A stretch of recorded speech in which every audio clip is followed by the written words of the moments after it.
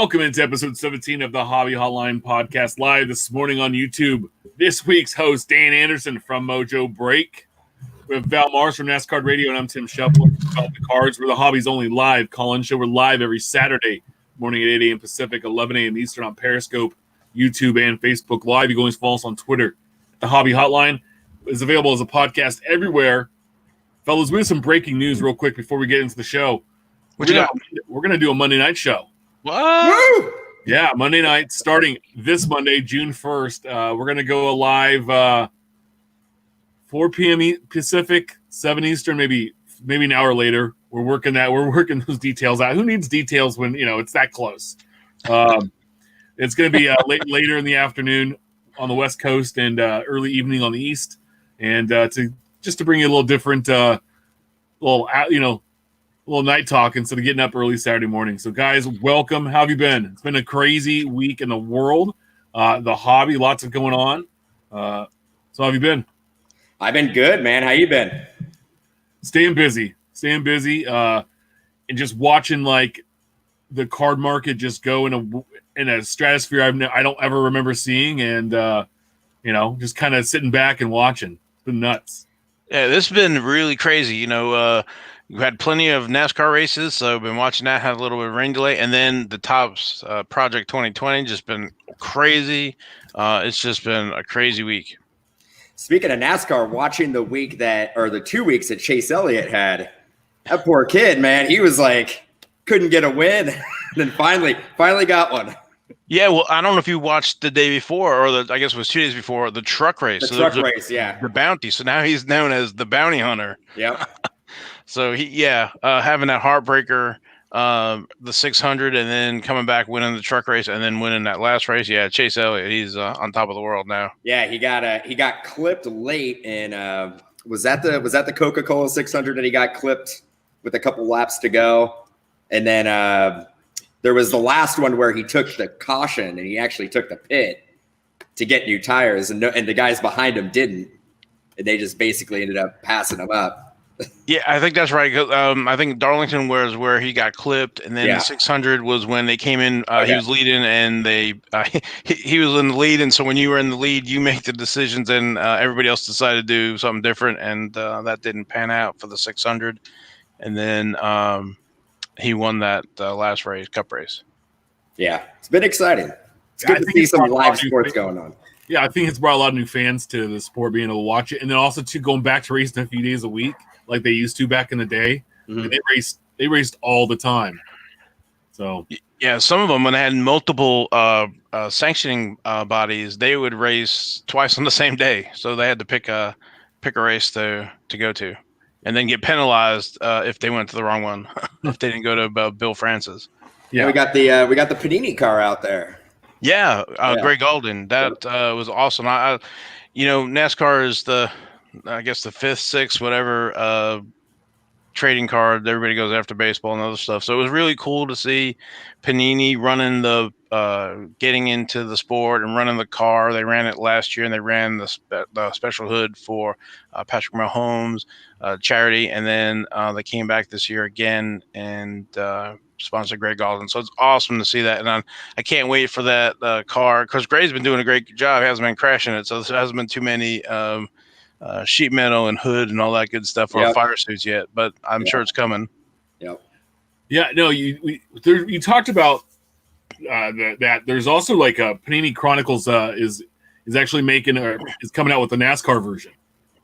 Yeah. So I think that we talk about the cards, you get 15, 20 brands all put into one that they can't all release together. And I think this is perfect for NASCAR with the limited number of releases they do have every year to kind of get to spread it out. So what's that going to look like?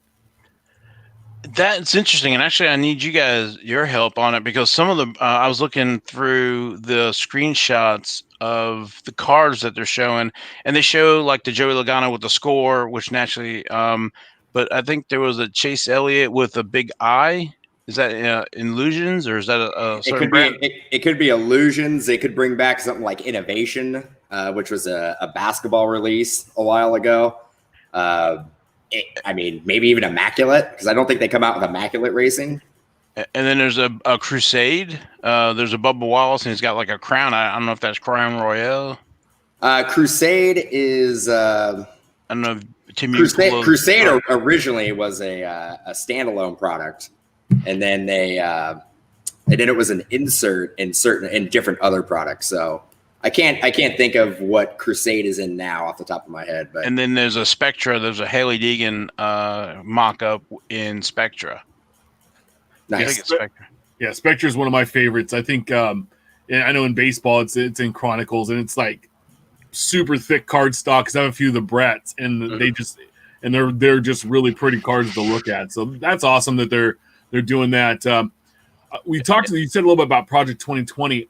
I still cannot believe. I mean, this week we had Griffey hit 99,000, and then we also had the Ryan that week hit like 65,000, and both of them went to 1-2 in the print run over the Trout at 34. So who knows what the next Trout does? But the prices these cards are still demanding, and where it's at is I can't wrap my head around it. I think it has to do with fans of the artist hopping in, but I want to get your guys' opinion. Like, why do you think all of a sudden a $20 card is exploding 3 days later for $200? It's hard to wrap your head around. It truly is. I don't know for sure, but it feels like there could be some market manipulation because like the jump it took in a span of like a week is insane.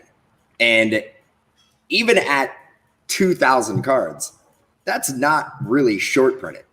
If you stamped a lot of Panini releases and you put 2,000 on the back of the card, you would look at that and go, that is not a short print card.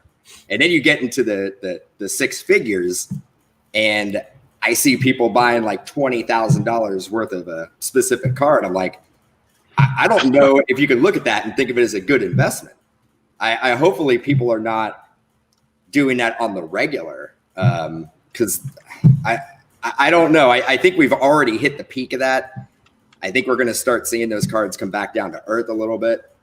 But yeah, I don't know. What do you think? Where do you think we're headed? Well, I mean, I think right now we're not even a fourth of the way in. And from what I hear, Trout's going to be card 100. And so I think that's going to kind of tell us where we're going to go. I think that one's going to hit over 100,000. That's going to have the highest print run. But, even at a $20 purchase price, I still think these cards command something, anywhere from, if it was if they were selling for $50 and everybody was making $30, everybody would be super excited.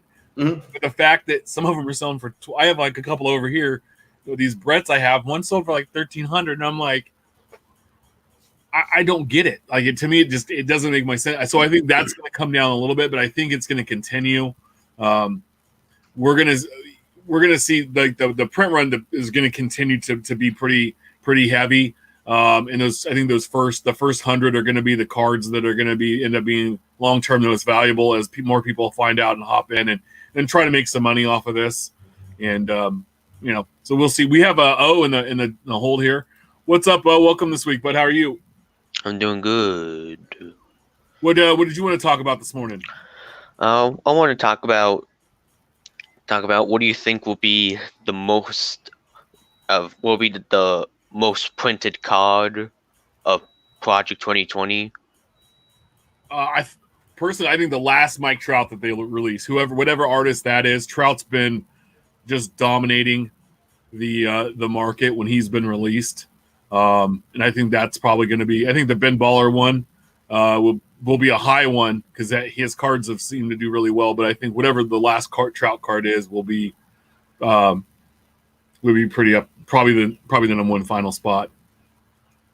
Yeah, I agree with that.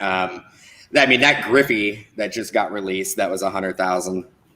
I don't think you're going to get every card that comes out after that's going to hit 100,000 or even close to it. But still, 50,000 is a lot. 30,000 is a lot. 20,000 is a lot. So, I don't know.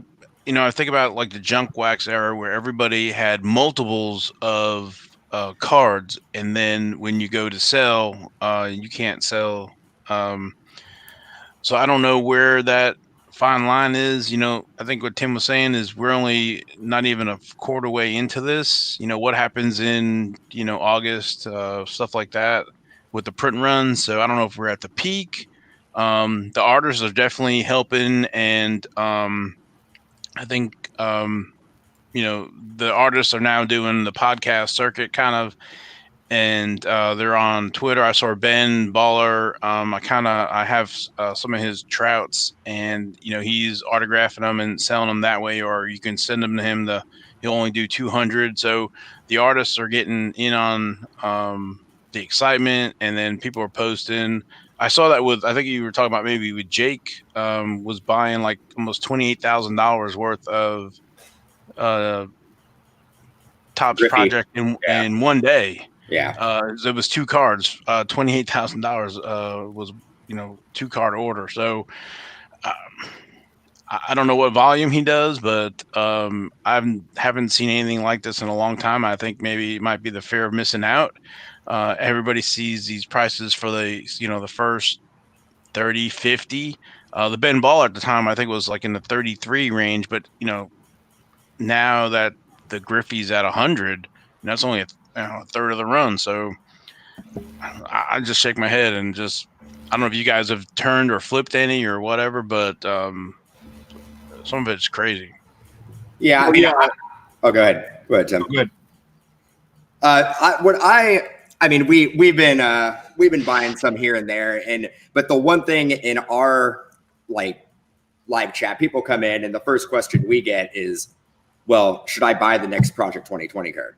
Is it a good investment? And I can't answer that because I don't know what the market's going to do. I can tell you this, though. If it's a player that you like or an artist that you like or a card that you like and you want to hold on to it, don't think about what the secondary market's going to be. If it's something that you like, and even if it doesn't go up, you're okay with keeping it, then that's the way I would go about it. Yeah. No, I appreciate it. Oh, thank you, bud. We'll talk to you soon. Yeah, I think of this as, like I said, the early 90s where people were putting back cases of 87 Topps and 90 Topps and the 90 Fleer basketball. And, they were going to put their kids through college. So that even with the NASCAR, they were, buying multiples. So it's you need to keep that demand to keep that price up when people go to, sell it. So you need that demand for it. Yeah, and we've always talked about on our show about like fiscal responsibility. Don't be maxing out your credit cards or missing a rent or a mortgage payment or not paying your electric bill to buy baseball cards, because there is a big delay. Like I've ordered mine directly from Topps, and so there's a few week delay in you actually getting the cards in hand. And so if you're putting out that much money, bills are going to come due. Things are going to come due that you're going to have to take care of unless you did a big giant pre-order and had that money already. My thing is I've been ordering the pairs when I've ordered the Bretts to turn and flip the second card. And I didn't do that until the fourth Brett was the recently released. And my thing is you buy the pair for $35. Hopefully you can sell one of the cards for $25 or even $35 and pay for and get your card for free. Yeah. That would be the goal for me. And then anything else after that's gravy. I just can't believe I went to the LCS up the street that I hang out every so often. And yesterday a guy walked in and dropped almost $4,500 on a case of Bowman Jumbo. And I was just sitting out there doling cash. And then later in the day on Twitter, I saw someone post a picture of a case break and, all the autographs. And, hey, if you spent $600 a box and these were your autographs and they were all listing them for like $20 or so. I mean, they didn't hit anybody that at this time has been sought after. I said back in the day, 4 or 5 years ago, those boxes were $150, $200 a box for a box of Bowman Jumbo. Mm-hmm. Even then you would have been upset.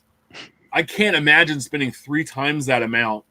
And because if you don't hit a Jason Dominguez, you don't hit a Bobby Witt, there's a few other guys in there, but everybody's going to feel like they just, lit their money on fire. And it's like, well, if you want that card, you can go buy that autograph for that same price point.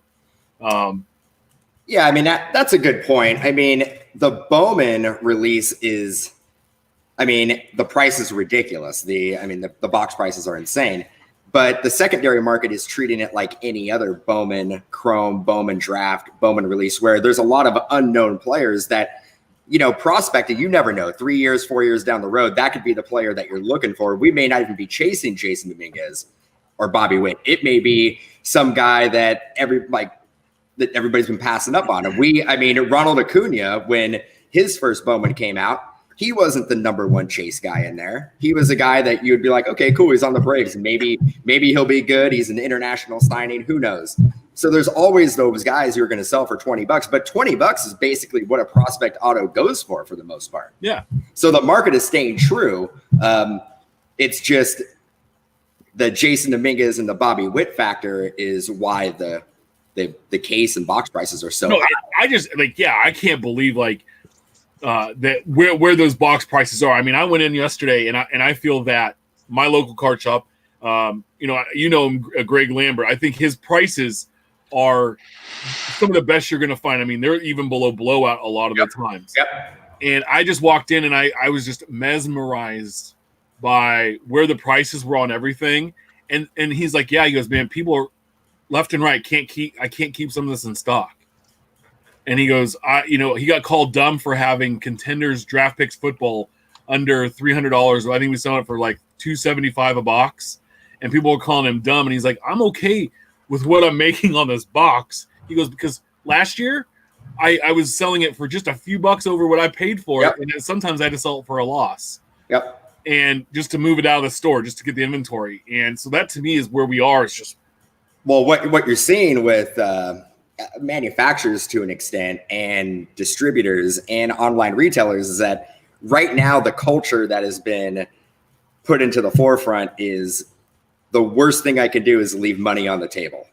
That is like the mentality. That's the culture that is basically happening right now. Yeah. So distributors are holding on to it. They don't want to let anything out into the market because they're like, well, what if it goes up?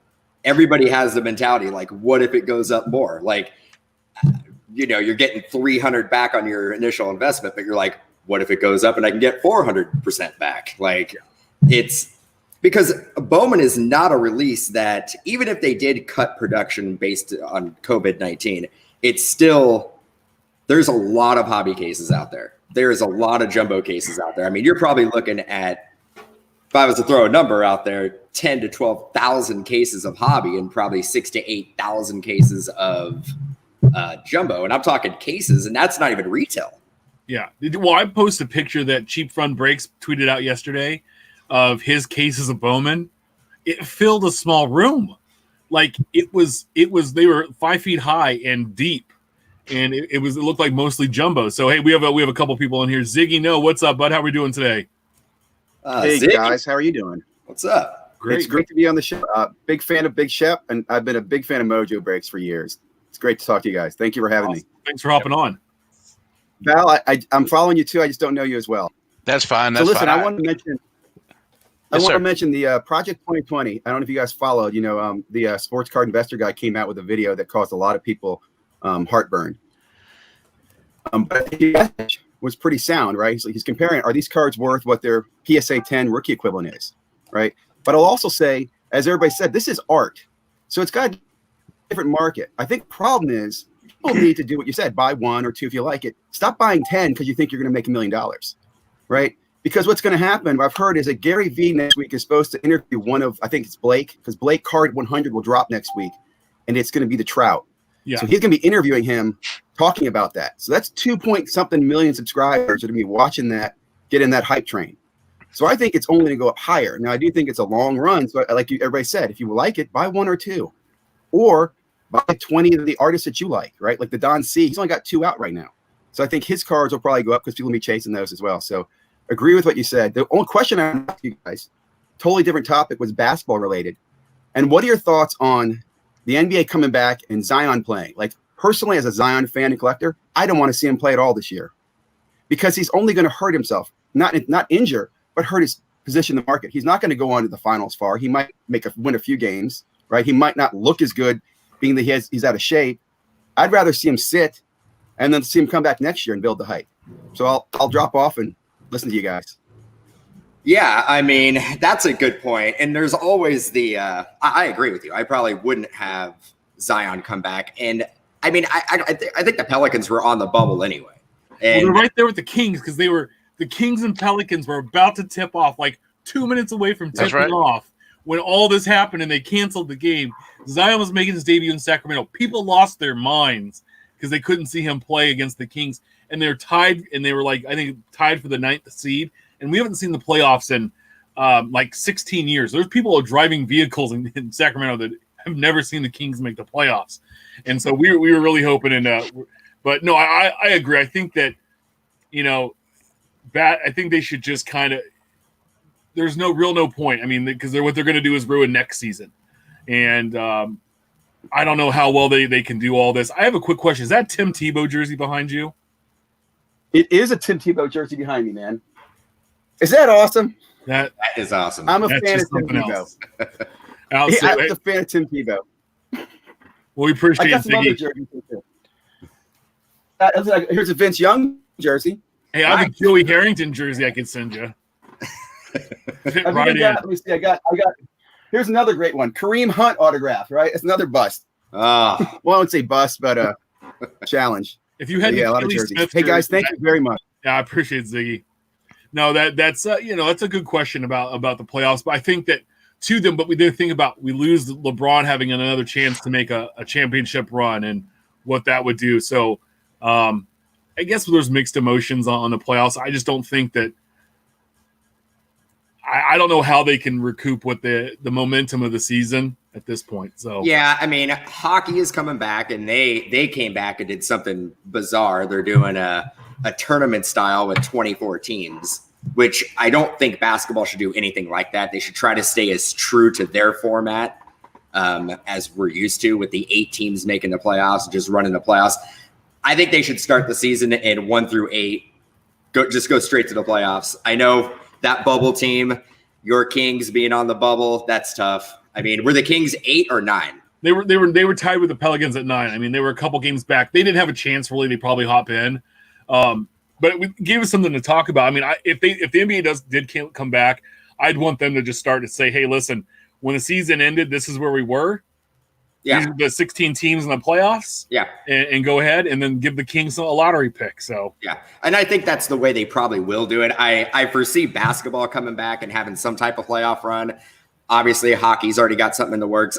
Baseball is the one I'm concerned with. It looks like the owners and the player association are so far apart that I don't think we're going to have baseball. I think it's like at one point it was like a 50-50. Now it's probably like a 20% chance we're going to see a baseball game. Well, you know what that does? That kills one of the biggest releases I like every year, Topps Update. Mm-hmm. Because, again, it's full of all-star cards and rookie call-ups and rookie debuts, and none of those are going to probably happen at this point. And, so we have our buddy down from Texas. Morning, sir. Good morning. Card dude, how are we doing today? Doing pretty good. Just, I was thinking about that. We tweeted out the prospects on the update for Topps Update. Those prospect cards look pretty, at least the throwback to 1970s look pretty sweet. But as a Topps set builder, 1, 2, and update, 2 and update are looking pretty sparse right now as to even. And this is on the back of Bowman, on the back of COVID. How does Topps even justify a large print run of update? Or are you going to see update turn around and be like a throwaway this year, which is sad to say, because there's going to be some rookies in there. There's going to be some stuff in there that when it shows up, you're like, okay, so everybody's going to throw that away, or not, you know what I mean? Not really throw it, but disc, whatever you want to call it. And then, 2 years from now, when those players actually start to mature, or you've got another surprise Pete Alonso or somebody that just pops, then that thing's going to go insane, and everybody's going to go, "Where's that set? Where's those cards? Where we?" And is it possible we're going to have another wax pack situation where we got a dead set and then it comes back? I mean, yeah, I mean, so, and Shep probably knows a little bit about this because you have a wholesale account. Like for Topps, you do your pre-orders about 6 to 8 months in advance. So as a wholesaler, I've already put in my pre-orders for Series 2. I don't recall if updates actually been, but I know they used to do update and highlight. So maybe they kind of revamp update. They're not going to be able to put rookies in there if there's no September call-ups and whatnot. So maybe they kind of revamp the structure and the content of it. But again, it is print to order as well. So the bigger the pre-orders are, they're going to print that much, if not more. Series 2, I know everybody's been trying to get it. So they're going to release that. There's going to be a lot of it. It's going to be readily available. And if there's no baseball season, I don't know if the demand's going to be there. Yeah, so I'm looking right now just to let you know. I hadn't looked at this in a couple of days through one of the distributors I work with. They have update on there. Mm-hmm. So with a set date in October. So yeah, that sounds about right. And yeah, I mean, so pre-orders have already been put in. So at that point, I mean, it will be released no matter what happens. I'm more concerned with the football because football's right around the corner. Mm-hmm. I don't think we're going to have a rookie photo shoot, a rookie premiere. So there's a possibility Panini's going to have to get real creative with how they're going to get the content and autographs and relics into the products. I don't know if we're going to see on-card autos. I think it wouldn't surprise me if everything in football this year is going to be a sticker auto. Yeah, we had Tracy on a couple weeks back, and he said, they weren't sure at that point what they were going to do. And he goes, we have Photoshop and we have other ways to get maybe a local photographer out in an area to get players and do some stuff like that. So it's going to be interesting to see. I think, Dan, I think you're right as far as update. It's going to be kind of like have maybe the highlights or, over the past, maybe they could do like over the past 10 years, like, yeah, this is what's happened, so a lot of Giants World Series cards will be in there. Yeah. Can I go back to Texas Rangers then? Yeah, there you go. Yeah, still have one base card. That's what I'm saying. Yeah, I remember that. Even though I do NASCAR, we're gonna have them pictured in their new uniforms in the new Arlington Stadium for Series 2 because that's gonna happen. And I think someone messed up. I still honestly believe that they forgot about the Rangers and said, "Oh, yeah, there was one Ranger. Oops." Yeah, well, for a Ranger fan. Oh, there are Ranger fans. There are. We're few, and we're few, but we're strong. This is a baseball town, so the one Ranger. Okay, well, I'm going on Sports Lots, and I'm getting a bunch of them just because they're the only Ranger in Series 1. So, I'm enjoying that, and then you've got of course the 35th anniversary. I'm going and getting those, but yeah, one Ranger. I was hoping that they would expand it in Series 2 and update. Who knows? Yeah. Well, can I go back and talk about Bowman for a second? Yeah. Can I please go back and talk? So, my local LCS and everybody that I can see, it's in the 300 range. Okay. This first year coming back to the hobby. When I collected Bowman back in the 90s, that box was like 125 on the high side, 150. 300? Are you smoking? Like what? It's Bowman. I mean, come on, man. What did they short print the sucker? Did they hold it? I mean, what? You've got to be kidding. When did this flip happen? I'm blown away. The Royals are one of the most collectible teams in baseball history.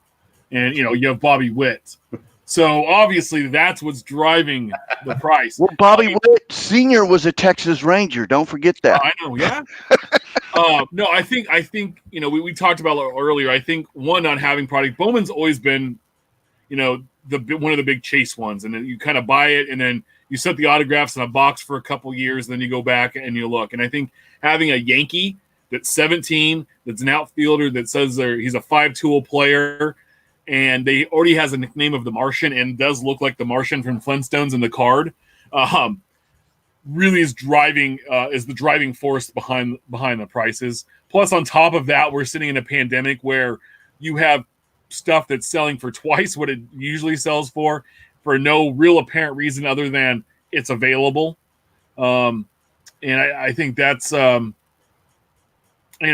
where we are. So I also think it has to do with the fact that if you go past like this last 7-8 years on Bowman or Bowman Draft, it goes up every time, and the more that gets put into the market, the less that's out there to be opened and distributed between collectors. So basically, everybody could be just hoarding it and holding on to it, just being like, it's gonna go up 100%. It's gonna go up. Now, I've never seen it start as high out of the gate as it did this year. I mean, it's for a jumbo box being like $550, $600 is pretty much, it came out and it was already at what I thought of was the ceiling, but who knows? And like I was telling Shep and Val earlier, there's a lot of distributors and online retailers that are like, why sell it when I can hold on to it and I can almost guarantee that I'm going to make more money Mojo Break, we would have made a lot more money if we'd have just held on to all the product the last 3 months and not done any group breaks. So, well, I remember one last point. So it's rumored, and I don't know, rumors are like, that phrase, but it's rumored there's another wave coming from Topps for Bowman. What happens if that rumor's true? They see what's out there. They snap and print a ton more of product and it just floods the market. What happens then? So the printing facility is working at about 40% of capacity right now. So they basically had to send, it's only about half the staff working. When you're getting a release out like Bowman, and Panini uses the same printing facility as Topps, and I think Leaf actually uses the same printing facility. So they're just trying to get it out the door, but they don't have the manpower to get that much stuff out the door. I can tell you right now, it was put out in waves, but we've already received all of ours.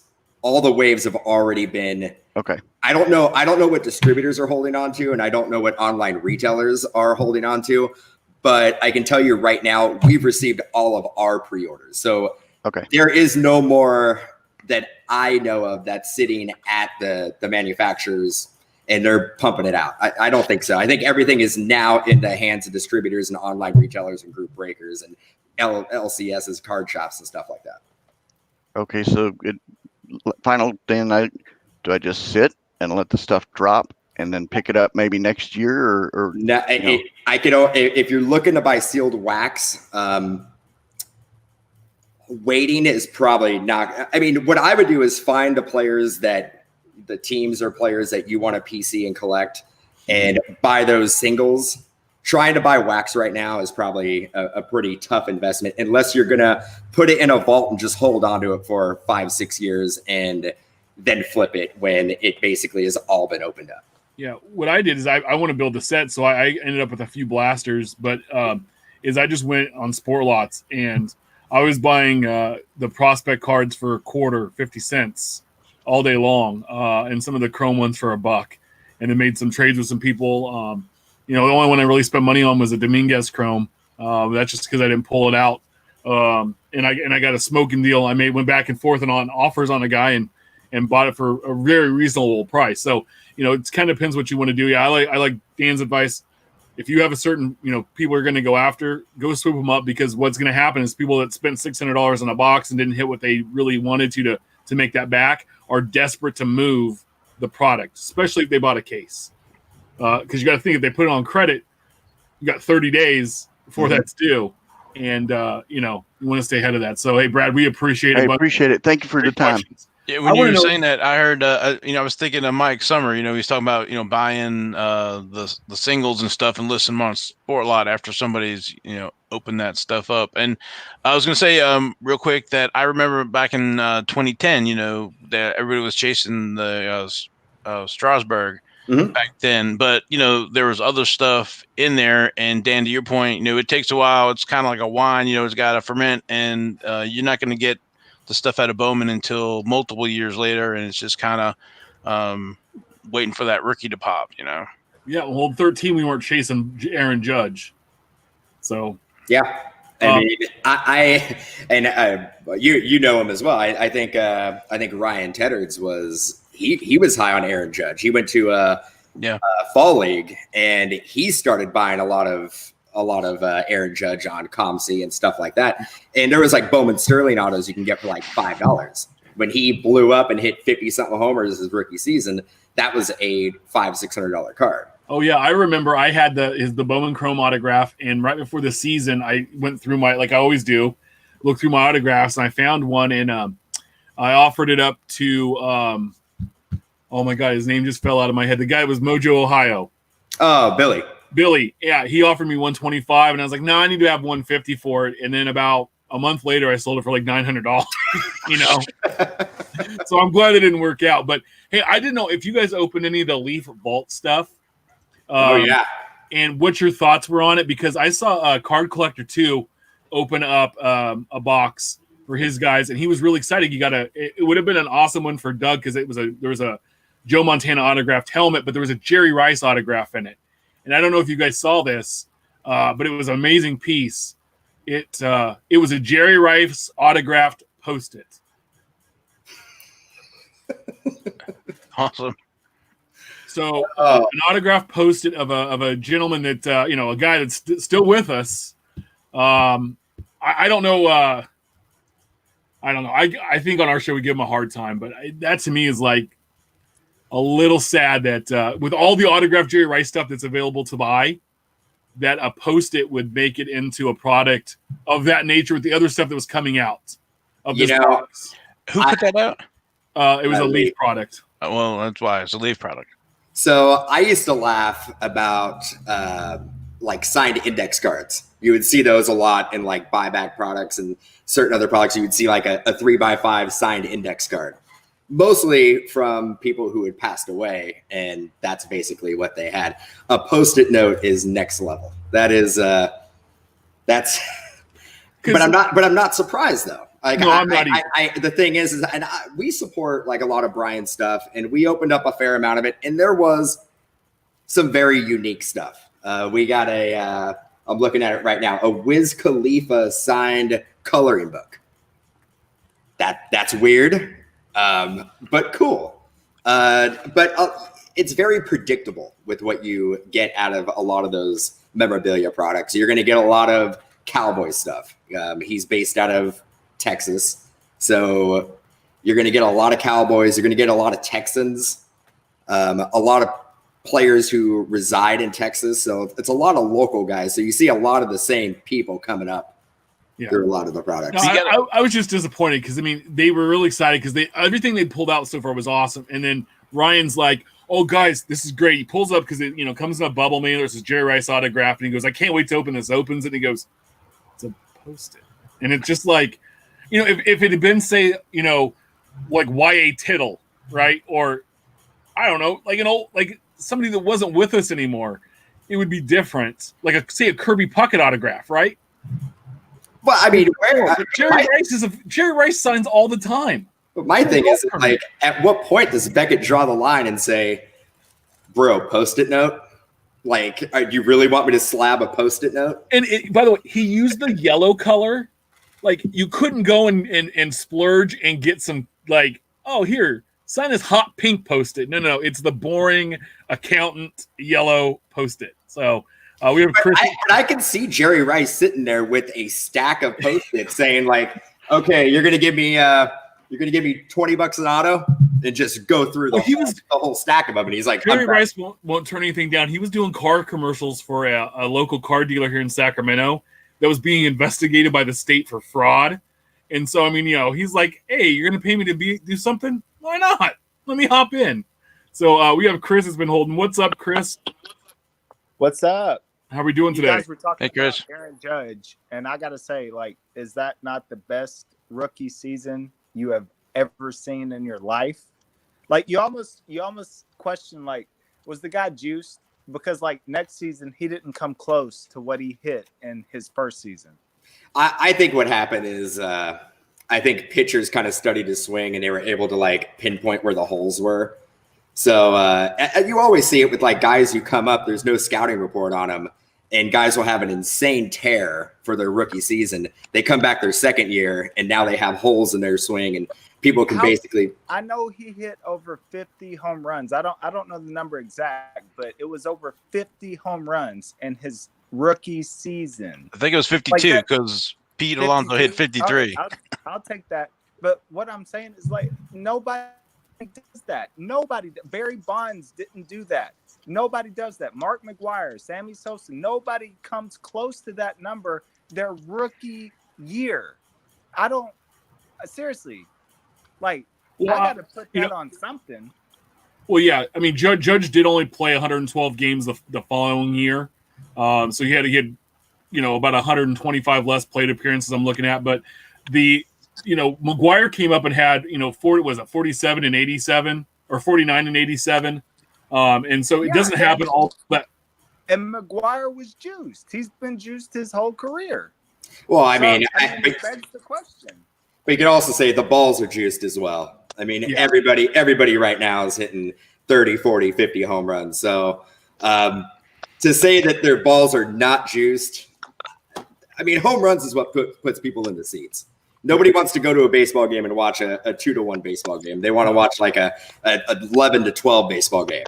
And by the way, Mark Hoyle's going to get on us if we don't mention the rookie year that Fred Lynn had when he won the MVP as a rookie and the Rookie of the Year. Had over 100 RBIs, hit over 330, had 47 doubles. I'm looking at this in 145 games. Had 21 home runs. I mean, he had a great rookie year. I mean, a rookie won the MVP, so it has happened. It's very rare. He didn't hit 50 home runs though. Hey, Aaron Judge probably would have hit 60 that year if he didn't do the home run derby. After the home run derby, he kind of slowed down. It kind of messed up his swing. So who knows? I mean, not to take away from Aaron Judge though, that was a phenomenal year, and I hope the best for him. I hope he stays healthy, and I hope he hits another 50 home runs in a season.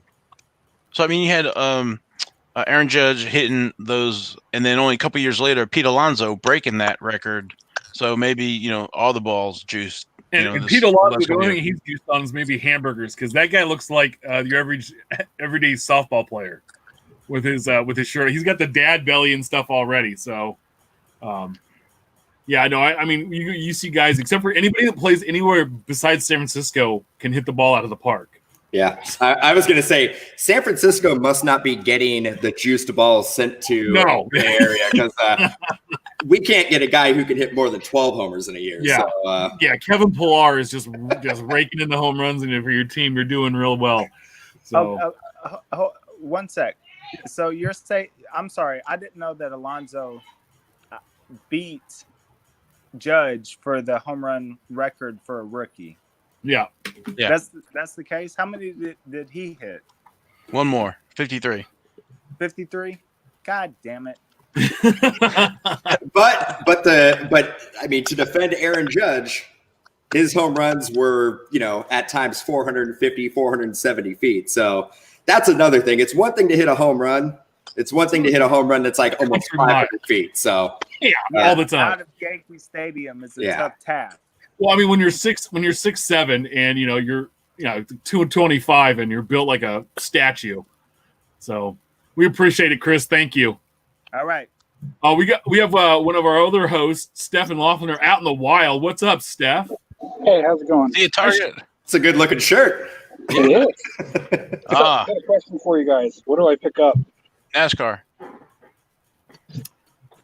Not Heritage. What do they got in the wild there?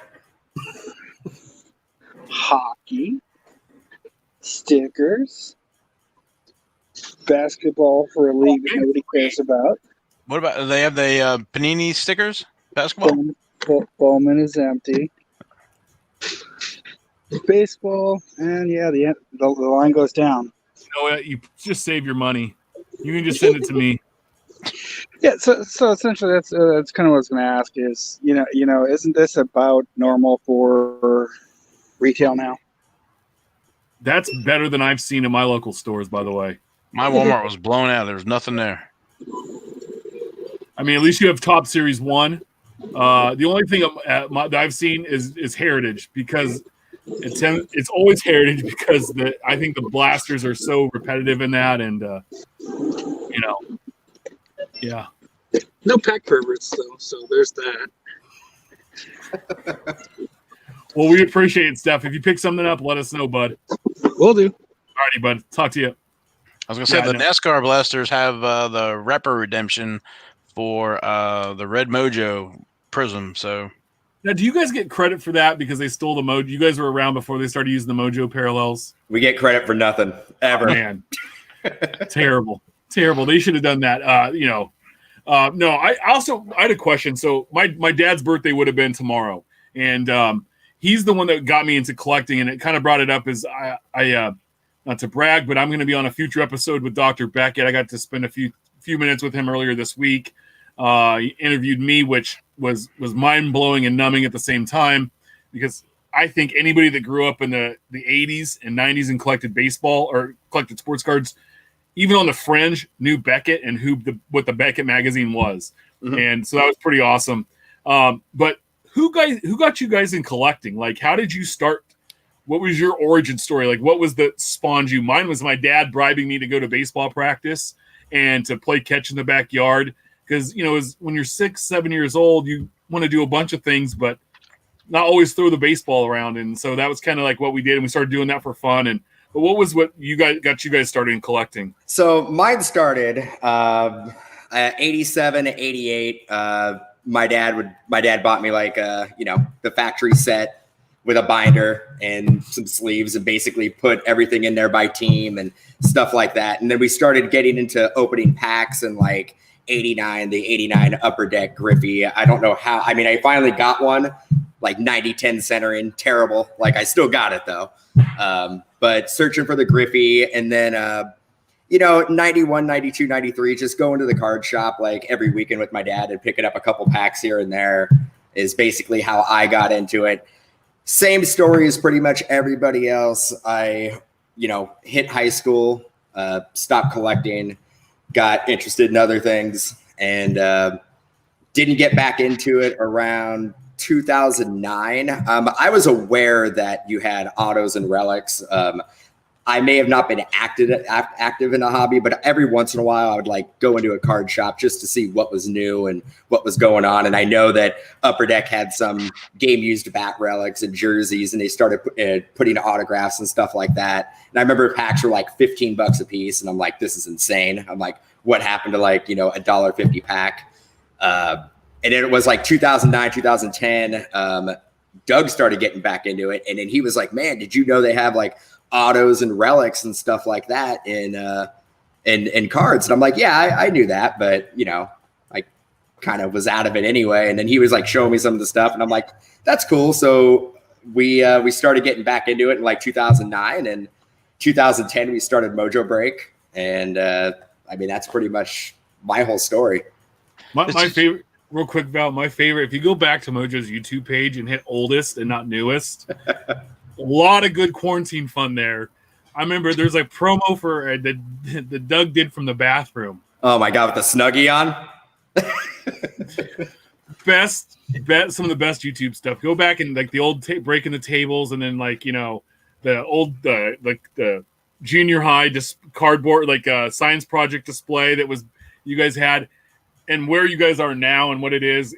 It's phenomenal, and some of that is my favorite stuff, because it's like you just forged your way into this wilderness, and then led a path for others to follow. So but yeah, group breaking.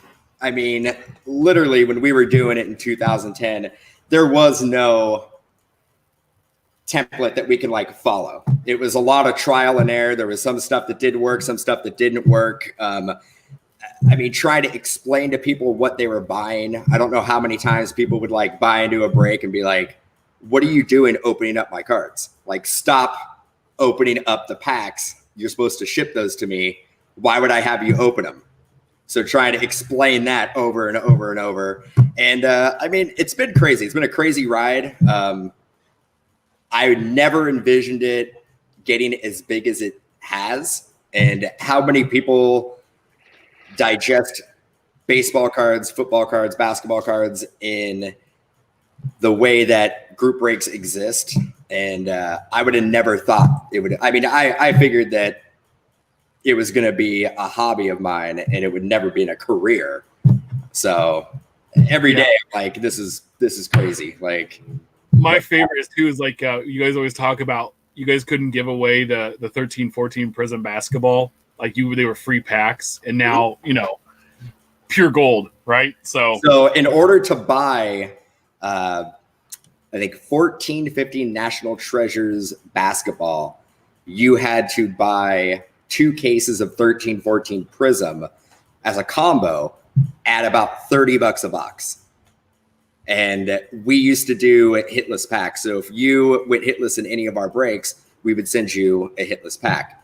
And for about 8 months, a hitless pack was a 13-14 hobby pack of Prism basketball. This is before silver cards were even a thing. I don't know how many commons and cards that we basically cleared out and ended up throwing away because we just had so many extra packs. And I don't even want to think about it because I don't even know what those boxes go for. It's best if I don't know. I know what a Giannis rookie goes for. So yeah, it's $30, $30 a box. That's basically worked out to about $1.20 a pack. So Val, what got you into collecting, bud? Yeah, so I was going to say, actually, it's funny you mentioned this because I actually was going to have my dad on the NASCAR radio show. But I had seen cards like when I was in, I don't know, 4th grade, 5th grade, show and tell and stuff like that. But as a little kid, not having really any money, whatever, and stuff. So, but in 1981, we lived in New York and we were going to head to Florida. So me and Dad went down to Two Guys, which is like Walmart, and he bought a couple of boxes of cello packs, 1981 top cello packs. And so on the drive down from New York to Florida, he would throw some back to me and my brother every half hour, whatever it was. So we chew the gum, look at the cards, and then we were in a big station wagon back then. So, we could put them in order and stuff like that. But that was the first memory. And then really didn't do much until about 84. I was in summer school and somebody was talking about being a Mets fan that the 84 traded set was coming out and Dwight Gooden was going to be in it. That was going to be his rookie card. So that got me rekindled, and I had a part-time job there. So I remember, I think it was like $12.95 for that traded set. And then I realized, there's other traded sets, and then bought the 83 and 80, 82, 81. And then it was on from there. Yeah. Yeah. I think we all kind of have that story. Mine's very similar, starting in 86, 87. And then the strike kind of killed baseball plus high school and playing football and other curricular activities that you do then, and didn't come back until I had I bought a house and had to move all my cards out of my parents' house and start going through and see what I had. And I thought I was rich because I found a stack of Manny Ramirez and Alex Rodriguez cards. No, no, but it's all fun. Ziggy wants to come back in. What's up, Ziggy? I was watching this with my son, and he's commenting. I want to tell you, I have one of those packs that we opened from Mojo Breaks. Okay. We used to make videos back in 2016, and my son's opening these packs. And the great thing is he actually pulled a Della Vadova autograph, right? And we're excited to Prism. Oh, wow, look at this. And we pull another autograph because at that time, autos were all you cared about. And I have this video as he's reading the cards, and he's 8 years old. He reads everything, and he sees, Giannis Antetokounmpo, and he goes, rookie from the Bucks. And he puts the card up. And we just found the video a few weeks ago. Now, we sold that card for like $50 back then because to get $50 for a base Prism was crazy. Crazy. But you're absolutely right. Remember those Mojo Breaks used to hand out those packs. It's amazing. No one would give away a Prism pack today for anything, right? So I just wanted to share that story. Totally remember that. So thank you guys. Yeah, no problem. No problem. I'm glad to hear that. That's a great story. I love hearing stuff like that. It just shows you like this industry and how things change. And really, you think about that. That was only, 5-6 years ago. So it's crazy how you never know what the next thing in this industry is going to be. And that's perfect. And I was going to say that he kind of talked about it earlier on. His earlier question was the Topps Project 2020, how that's kind of changing. And he was mentioning about, I guess, Gary V and the 100 card and what that's going to do. And then I was jotting down, like, I know they're doing the baseball now, but what's, stopping them from doing the hockey or football or basketball? So, I mean, they've kind of tapped into it and with Leaf trying different things, all these companies trying different things, nobody's like standing still. It's all innovation and, trying new things and seeing kind of what sticks to the wall. Well, I just want to put it out there. We had Blake on before Gary V on About the Cards. And, so we're better than Gary V, but he broke the news on the McGuire 87, the McGuire 87 USA card, and kind of what that was going to be. Couldn't show us, but he could told us a lot about it. And, funny thing, Ben thinks the 87s is rookie. Everybody else says the 85s is rookie, but this merges the two together. So it's kind of perfect. And one of my favorite cards. And it looks like Ben Baller and Blake worked on the 100 Trout together. I think it's a collaboration between the two of them. And Phil Hughes has been tweeting out some pictures of it, and he's going to be on with Gary Vee, so it's going to be pretty big. We have Psych Ump. Eric, what's up, bud? How we doing? Good morning. How you doing? Okay, he's going to – there we go. No worries. So imagine starting collecting in March of this year, which is true of me. My son used to like to buy packs. Talked to a friend who's a big collector, Papa Skogie on Twitter. Sort of asked him, how do you get into this whole thing? He says, well, here's the different kinds of things that you can do, but you should check out this Topps Project 2020. It seems like it'll be an interesting way to collect. So we started getting into that. Obviously, that explodes. Go to the LCS, buy a box of Gypsy Queen. My son pulls a Gavin Lux black and white auto out of 50 from the first pack of that. I got some opening day from Target. Pulls a Keston Hura diamond autograph relic out of that. So between Topps 2020 and my son just pulling fire out of these packs, we're like, "What? This is the greatest thing ever." Start listening to the all the different podcasts, learning more and more, figuring out I'm kind of a set collector. It appeals to my sense of like completion. So trying to put together Gypsy Queen and Topps flagship from this year. My son likes the Broncos, so I like the Broncos too, but he wants to get Drew Lock and Noah Fant and all those guys. So it's been quite a time in the pandemic to join the hobby and hear about all these things going on. No, that's pretty awesome and welcome. Yeah. And you have any questions, just reach out to us, and we'll I think that's the best thing about when I hopped back in. I had to learn a lot, and it was one of those things, like I just started asking people, and so many people gave information that were very helpful, and I helped me get back in and understand what was going on. So we'd love to replay the favor as well. Yeah. So two cool things that have also happened. The Wax Pack book, fantastic. Came across that from Mike Sommer's podcast, and heard Uncle Rich and Dr. Beckett talking about Jim Bouton. So I picked up Ball 4 on the audiobook, which he reads. Bouton reads, and he laughs at his own stories during the audiobook. It's the greatest thing ever. I highly recommend both of them. I do have a question, though. So I got into poker also a couple of years ago, and there's some similar kinds of things with the way people talk about new players as I think the way people talk about, different perspectives on collecting when people come into the hobby. And one of the things in poker is like you never want to make fun of the fish, right? You want that guy at your table, even if you get a bad beat, whatever it might be. Mm-hmm. You want ultimately to take that guy's money. So I'm always curious about these guys who are critical of the way that other people are jumping into not me personally. People have been super nice to me. I don't have any personal complaints, but you see these things on Twitter. Like, how do you think we should talk to each other about this stuff? Well, no, I mean, I think my personal is, I think it's awesome to have people come back in. I think Phil Hughes said it great on one of his videos, was that he much rather be part of a hobby where it's bringing people in and there's new money or new blood into it. Because if not, your hobby's dying, and what's going to happen to that long term?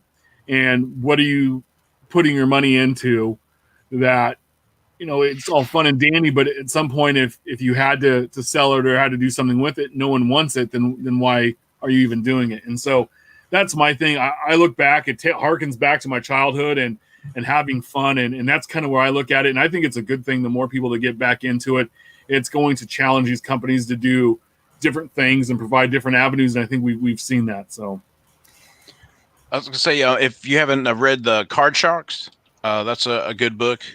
How Upper Deck turned a child's hobby into a high-stakes billion-dollar business. That's a good book if you haven't read that one. Yeah, I mean, I've never understood why people, because you do see that on Twitter a lot, and that's a good point. Like, oh, you're doing this wrong, you're collecting wrong. Like, I don't understand that take on it. You collect what makes you happy.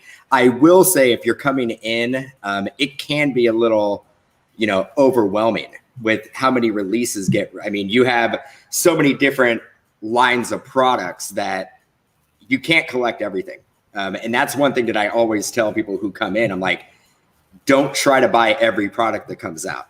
You gotta focus on what you do enjoy doing.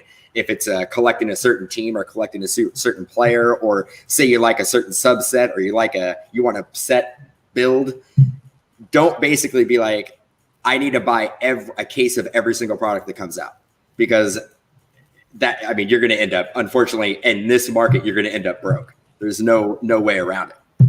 National Treasures is opening up on Dutch auction at $30,000 a box. I never thought I would see the day where one box of cards, and basically, I mean, Panini's looking at it and they're like, I don't think they truly have an idea of what that box is worth. So put it out at $30,000 and go down and see what happens. Yeah. See what somebody's willing to pay. Unfortunately, I think the floor is 7,500. It will not even see 7,500. That product, a box, will be gone at probably 14,000, and I can't even imagine like how much. I mean, that the contents of that box is a $480 to $550 box. Yeah. I mean, I get there's ceiling cards, there's big Zion RPAs, and those cards are going to sell for a ridiculous amount. But when the manufacturer sits back and they're putting that product together, their budget is well below the $14,000. They're basically putting it together with like, okay, we can put $300 worth of content per box. Oh yeah. I guess it's worth more sealed, right? You try to pick one up for 14 or 7 or 10, and then try to flip it, and you don't dare open it. Just look at Transcendent. That's $25,000 a box or case, whatever. The one box, and you're never truly going to get that all that money back. Now you're going to have the fun of opening it and having the cards and that kind of stuff, but if you're just doing it purely to resell, you're not going to ever do it. And that's what's fun about having people that break stuff. You can watch a case of whatever get opened and then decide, is that something I want to go chase and spend my money on? Or, hey, I'm going to hop in this random. I'm going to put $50 down, see what team I get. I know I'm going to get something out of there probably. It could be something awesome. I could take it in the shorts, but guess what? I only spent $50. I didn't spend $5,000. The main difference between a Transcendent at $25,000, though, the amount of money that the manufacturer has to put into to put that product together is somewhere in the. I mean, they're not making a ton of money. It's probably $18,000 to put all that content in there. Those players who they put in those Transcendents, those players are not cheap to get signed. I mean, all the way down the list, Sandy Koufax is probably $120, $150 to get signed. Aaron Judge is probably $100. Chris Bryant's probably $80. You look at National Treasures, and there's a lot of sticker autos that are being used. I don't know what the cost of those autos are, but you're seeing a lot of guys who are probably going to sell for, $20, $30, and maybe that's what it costs to put that autograph on the card. That's the main difference. I mean, I think Transcendent though is the experience for the get together or whatever as well. Yeah, and you're looking at a limited print run. Truly, I mean, Transcendent, you have 100 cases max. Yeah, National Treasures basketball, not including first off the line. How many are you looking at? Is there going to be 5,000 cases? Is there going to be 7,000 cases? All the RPAs are numbered to 99, and then you have variations all the way down. So, no, you open it up and you get Kyle Guy and Ty Jerome. You're going to feel real warm and fuzzy. Yeah, but I've always come with the mindset that when Panini puts together a product like that, they wouldn't want to see the product triple and quadruple because they don't want the end user to get financially murdered by opening up a box. But now with the Dutch auction, it's like that mentality has gone out the window. It's like, all right. And I get it from a manufacturer standpoint. You're making the product, so why don't you make the money as well? Because what was happening in the last couple of years is that Panini's making the product, and then everybody else is benefiting and making the money off of it. So I understand that mindset. Like, it gets the bots out of it. Yeah. I mean, and that's true. I mean, I like the idea of the Dutch auction, but it's crazy. I can't. I wouldn't be able to open up a box for $15,000 in National Treasures, knowing that 99 out of 100 times you're probably going to get $100 worth of cards. Yeah. So I'm smiling because I think NASCAR is going to do. Panini's doing National Treasures with NASCAR. We'll see if it's $30,000 start out. You get a sponsorship on the car. Yeah. No, it's just I think we're in a crazy and kind of unprecedented time in the hobby, where the price, what's going on in the world on top of all of it as well, and they're not being sports. I mean, that just it all is kind of like this crazy perfect storm. What's up, Val? We got sports. Well, yeah, we have NASCAR. Yes, they're coming back. No, but what I'm saying is normal. Yes. Like April was like the best month of sports ever because you had the Masters, you had NASCAR's back, the college tournaments final, up. You have baseball on, basketball's ending the season, the draft. Everything happens March, April, May. All of these awesome things, and there's so much to consume. And right now, there's not, and it's just. I think we're all looking for something to do, and I'm glad that you guys are enjoying the podcasts that we're all doing and watching, the breaks with Mojo, which are tremendous. And I heard you last week talk about, hey, I think I'm going to be on the show on the 30th. I'm not sure those guys like me, and because you were talking about NASCAR, and I was in my car and I had it on, and I was driving, I was laughing because I'm like, oh man, I said, we love Dan. We love Dan. I mean, well, I didn't even mean it to come out that way. I was just kind of joke. I mean, when I say something, I'm always being sarcastic. Oh, I know. That's why I thought it was hilarious. And I didn't mean there's only like maybe 2 or 3 people that would have understood what you were saying anyway, and I just heard it and I felt like so inside there. And one of my biggest goals was to get a Dan Anderson autograph, which I did. At the National. It took a while, but I finally have one. But this has been fun. I think it's going to be awesome doing a Monday night show. We got to come up with like a nickname for it. Like, how wrestling has like, Nitro or Raw or whatever. We need to Monday Madness. Monday Night Madness. I like that. So, we're going to figure out the time hopefully this weekend because my big thing was not trying to compete with Monday Night Football when football does come back. And have people want to hang out. They can fend for themselves. So, guys, any final thoughts before we head out this morning? No, just keep on collecting what you want to collect and stay safe out there. Yeah, that's my big thing. Collect what you want. Spend your money the way you want.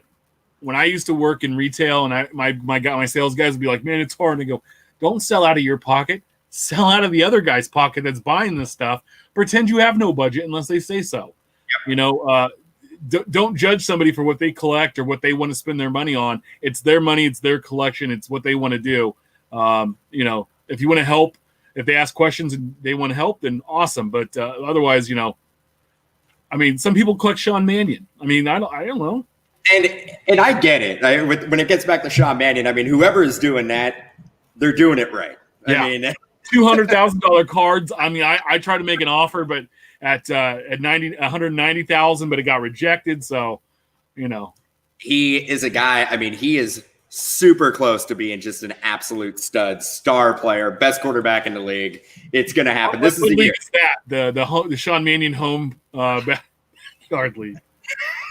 hopefully at the new shop, I can get Sean Mannion to come down and do an in-person signing. He might just come and work for you guys. Let's be honest. I would hope. He actually, if he comes down, he may actually get a restraining order against me and Doug, seeing how many cards we have of him. But who knows? Yeah. Val, anything before we head out, bud? I was gonna say thanks everybody for watching. Thanks, Ken. Collect what you like, and only risk what you can afford to risk if you're going to invest. So, and enjoy it. And stay away from those George Breds. Let me get them all. Remember, we're live every Saturday at 8 a.m. Pacific, 11 a.m. Eastern on YouTube, Facebook, and Periscope. Make sure you subscribe and review our show on all platforms. We appreciate it. We're over 200 subs on YouTube, which is awesome. We've had a bunch of people hop on and sub recently, so thank you. Always follow us on at Hobby Hotline on Twitter, and we'll see you all next week. Or we'll see you Monday night. Yeah, Monday night. And on Saturday as well, so it's going to be outstanding.